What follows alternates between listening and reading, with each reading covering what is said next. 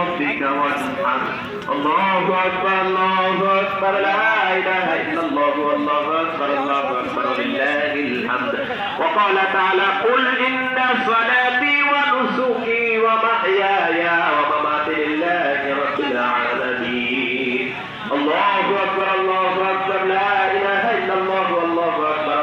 أكبر ولله الحمد وقال رسول الله صلى الله عليه وسلم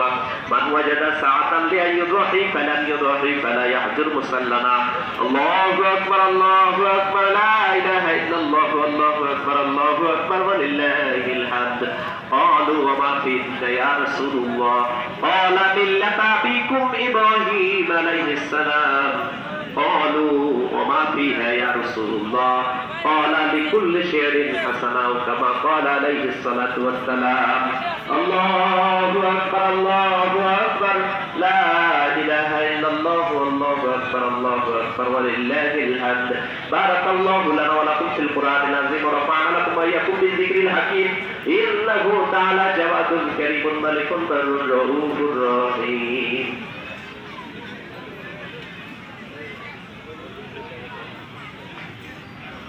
প্রিয় হাজিরিন সমস্ত প্রশংসা আল্লাহ তাআলার জন্য আদায় করছি সকলে বলে আলহামদুলিল্লাহ আল্লাহ তাআলা সুস্থ শরীরে 2 রাকাত নামাজ আদায় করার তৌফিক দান করলেন এই জন্য শুকরিয়া আদায় করার দরকার আছে না নাই এই জন্য সকলে বলছে আলহামদুলিল্লাহ দুইটা বিষয়ে কথা বলবো আশা করি 5-10 মিনিটের ভেতর শেষ হবে আপনারা থাকবেন এক নাম্বার কথা আমার নয় পূর্ববর্তী বক্তাগণ বলে গেছেন আমাদের সালাত আমাদের কুরবানি আমাদের জীবন আমাদের মরণ কার জন্য এই আয়াতটার চাইরোটাই আমরা মানি না সালাত আল্লাহর জন্য আদায় করি কুরবানি আংশিক আল্লাহর জন্য আংশিক অন্য নিয়তে এই পর্যন্ত আমি বলছি তাই কি না এই যে আংশিক অন্য নিয়ত আছে এইটা সম্পূর্ণরূপে আল্লাহর সন্তুষ্টির জন্য যতদিন করতে পারবেন না ততদিন কুরবানি কবুল হবে না 3 নাম্বার প্রশ্ন মাহিয়া আমার জীবিত থাকা আল্লাহর জন্য জীবিত থাকা মানে কি বেঁচে আছেন ভাত খাচ্ছেন হাট বাজারে আসতেছেন আবার বাড়ি গিয়ে খাচ্ছেন ঘুমাচ্ছেন এইটাই আল্লাহর জন্য নাকি বেঁচে থাকা আল্লাহর জন্য এর মানে কি এটা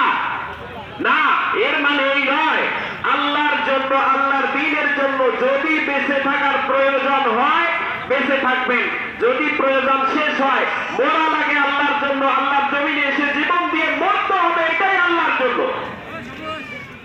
ঠিক বললেন এটা আসলে আপনি করতে চান না আমরা করতে চাই না কেন করতে চাই না আমরা সামান্য কোরবানি করতে চাই না একটা পশু আবার যদি খেয়াল রাখেন এই যে অমুকে জমি বন্ধক দেবে 1 বিঘা 1 বিঘা জমি 4 লাখ টাকায় বন্ধক নেওয়ার জন্য রাজি আছেন আপনি কোরবানি করেন না তাহলে আল্লাহর জন্য আপনি কি করতেছেন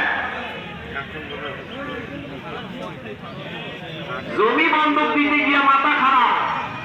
10 কালের বাড়ি 2 লাখ টাকায় বন্ধক নিচ্ছেন আপনি আর 50,000 টাকা কোরবানি দিতে গেলে আপনার মাথা দুর্বল হয়ে যায় ডায়াবেটিস বাড়ে